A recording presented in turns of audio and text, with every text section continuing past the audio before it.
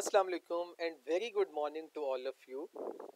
My dear students, I hope you all are in good health and taking much care of you and your family. So today we are going to discuss one of the important topics that is that has a very important value in the history of Pakistan. That is the influence of Islam. Basically, this is the chapter 2 of your books, and we are going to do the first part, a part of this chapter, that is Shah Wali Ullah's reform movement. It means basically we are going to discuss Shah Wali Ullah as he was an important figure in the history of Pakistan. So I know most of the students are not having the books along with them, but you all are requested to listen to this lecture carefully, because each and every detail is added here, each and every detail about Shah Waliullah is discussed here. So listen to it and save a copy or download a copy of this lecture in your devices so that you may use it in your future. So the learning objective of today's lesson is to be able to know Shah Waliullah as an important figure to influence Muslims of India. He influenced Muslims of India. How he influenced? Let's read it in next slides. Here you can see in Shah Waliullah's reform movement. Talking about Shah Waliullah, there are certain subtopics that we have to cover in today's lesson. First one is introduction of Shah Waliullah.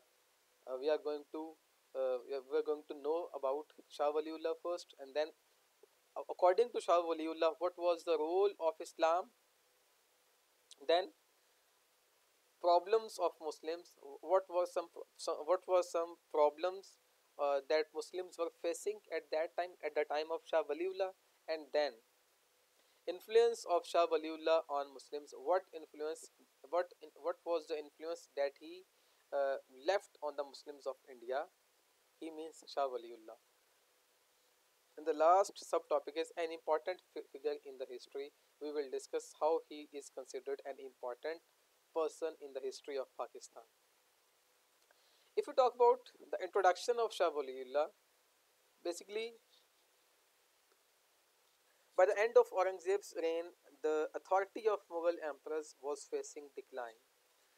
Although Muslims were pleased by Aurangzeb's rule according to Islam, but it provoked anger and revolt from other religious groups, especially the Hindus.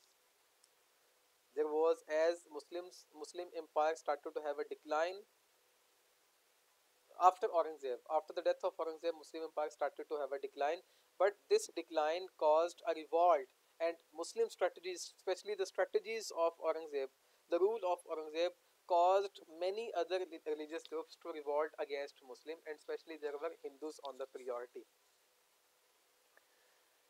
Shah Waliullah was born shortly before the end of Aurangzeb's rule or Aurangzeb's reign, and grew up at a time when Muslims felt increasingly threatened and helpless. He belonged to a religious family. His father was, you may say, his father was a religious advisor to the emperor, a religious advisor to Aurangzeb. He studied in Arabia. He spent some years to study the Islamic knowledge in Arabia. Then he was blessed with a vision of the Holy Prophet sallallahu alaihi wasallam. When he was studying in Saudi Arabia, at that time he had been blessed with a vision of the Holy Prophet sallallahu alaihi wasallam, and he felt inspired to organize and to give spiritual leadership to Muslims in the subcontinent. He decided to come back from Arabia to India. When I talk about when I use the word India, it does not mean the current India. It means in this chapter, India means the subcontinent. India means Pakistan, India, and Bangladesh. The present day Pakistan, India, and Bangladesh. So India here means the whole subcontinent. So he decided to come back from Arabia to India to give spiritual leadership to all the Muslims. Second subtopic is what did Shah Waliullah believe should be the role of Islam? What should be the role of Islam according to Shah Waliullah in the life of the people? He was of the view that Islam should direct every aspect of life, whether it's political, economic, or social. Islam should have the role in every aspect of your life. He was of the view that social justice and equality, these things must be guided by, these things must be, these things must be guided by Islamic laws. He emphasized the importance of social justice and equality. He was of the view, he believed that Muslims could not have a successful life if they departed from the principles of their religion. Then, the decline of Muslims and their poor condition is due to divisions amongst the Muslim community. He told that if he told that if Muslims are suffering, if Muslims were suffering, if Muslims were in problems, so it was just because that they have divided themselves. They were not united. So their their division or their lacking unity caused their decline. Next point is their fortunes can be restored only by reviving their faith. He was of the view that only by reviving their faith could they hope to restore their fortunes. They restored their fortune means they could flourish again. They could get progress again. The last point is the only way for Muslims to survive and flourish in the face of enemies is to have strong faith. Means Muslims should have strong faith on Allah Almighty. And he wrote that the only way in which Muslims community could survive and flourish in the face of enemies was only their faith, to have a strong faith on Allah Almighty. And by keeping this faith in their heart, even they can defeat their enemies, they can fight with their enemies, and they can get their glorious fortune or their glorious past. Now, if you talk about what were the problems of what were the problems facing Muslims, what were the problems that the Muslims of that time facing after the decline of Mughal Empire, and when Mughal Empire got declined, Muslims were in a pitiable conditions. Pitiable means they were so much, you can say, uh, uh, they were not having, they were so poor, they were in poverty, and their condition was so miserable.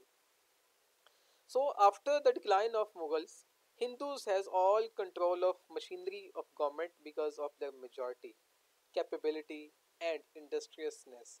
Hindus were in majority, so when after the decline of Mughal Empire, there was not even a single Muslim ruler who was good and who was loyal to the Muslims. So ultimately, or this was understood that that Hindus got the whole hold of that area because of their majority, because they were capable, because and they were considering themselves the next rulers of India. That's why they they had all the controls of government machinery.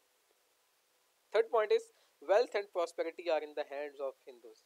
West wealth and prosperities, everything were concentrated in the hands of Hindus. While on the other hand, Muslims have nothing in their hands except poverty and misery. Muslims were facing the situation that was miserable, and they were in the situation of poverty just because of their own things. And Shah Waliullah was of the view that Muslims could come out of this situation only by keeping their faith, and only by giving importance to their faith in Allah Almighty, and by working hard, definitely. How did Shah Waliullah influence Muslims? This is an important thing here. Shah Waliullah promoted his message through his writings and education. He started writing books, he wrote so many books, and he trained many students, and After training the students, he sent them out to promote the message of harmony and unity. And those students promoted the message given by Shah Wali Ullah, that the message was of harmony and unity, that Muslims should have some harmony, and Muslims should be united if they wanted to have their position back, if they wanted to have their glory back. Third point is translated Quran into Persian, the language used by educated Muslims. Shah Waliullah was the first person in subcontinent who translated Quran into Persian, so that the educated Muslims could read that language and could understand the language and could understand the actual message of Quran and should follow the teachings given in the Quran, because in Arabic it was difficult to understand. So he translated that text of Quran into Persian to make it easy for the people, especially for the Muslims, to understand. Fourth point is basic purpose. Why he was doing this? His basic purpose was to awaken Muslims to the importance of faith and unite them on the name of religion. Basically, he was he was emphasizing the importance of faith, and he was trying to unite Muslims on the name of religion. What he thought that the only link that can join all the Muslim religion is their religion, that is Islam. So Islam can join Islam can unite all the Muslims of the world, especially the Muslims of India. His sons later translated Quran into Urdu. First, earlier it was translated into Persian by Shah Waliullah, but his sons then translated it into Urdu, because Urdu was the language, and the Urdu was the main literary language in northern India. Literary language means the language used in the text, the language used in literature. So this was again a very good step, so that people could understand it. Also urged Muslims to unite in military actions to defeat their enemies and foreign invaders.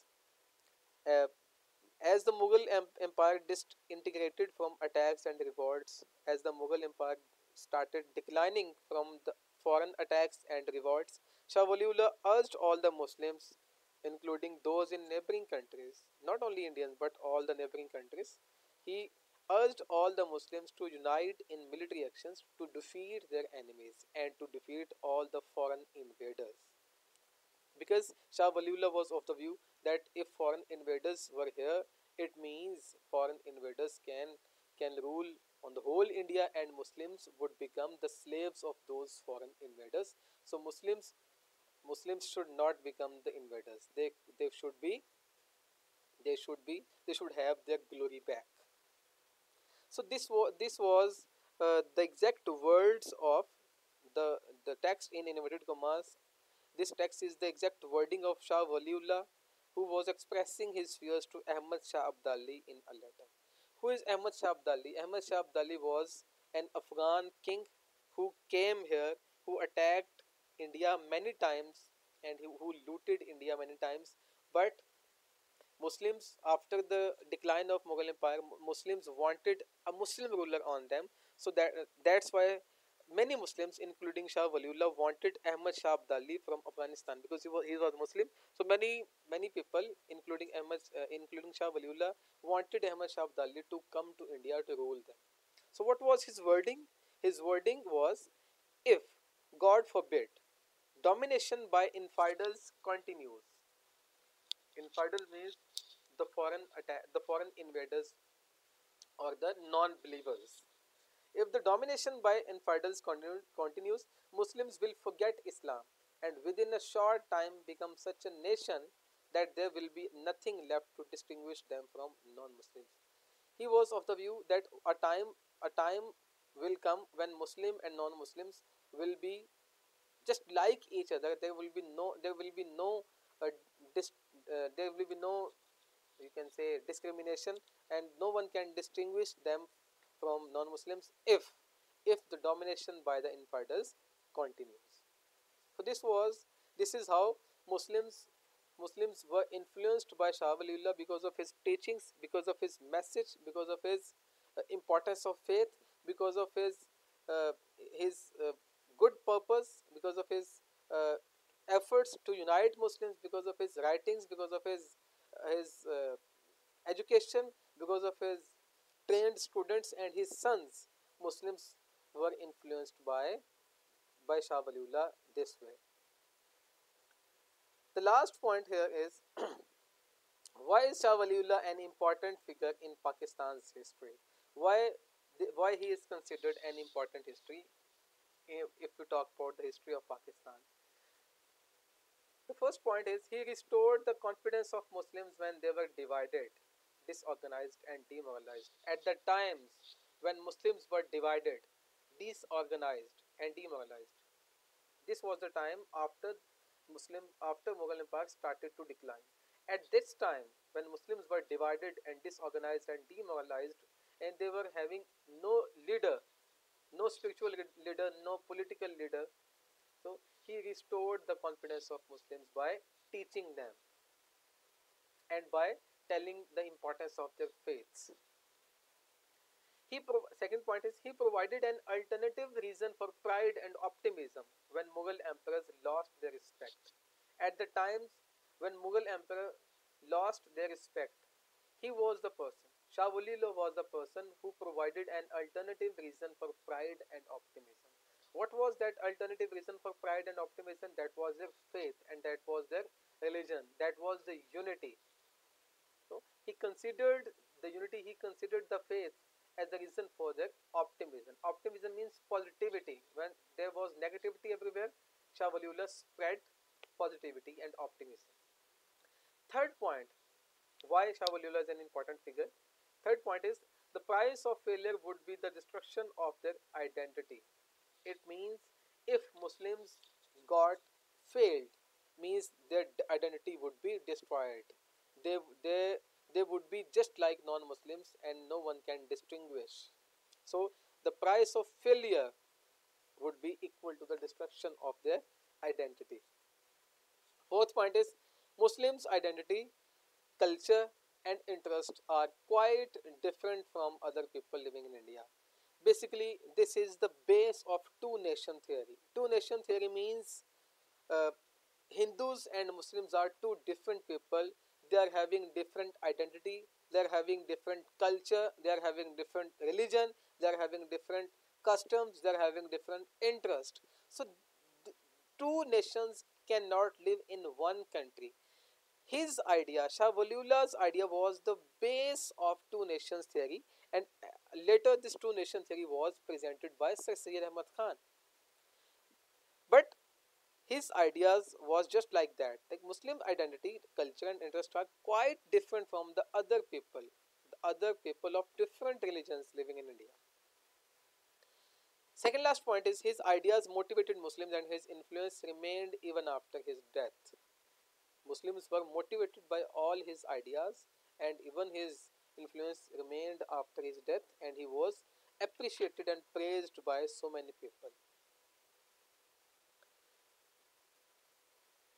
His long-term importance is that many supporters of Pakistan movement who later took up the cause of two nations with a distinct Muslim state believed that they were building on his ideas. Two nation theory was built on his ideas.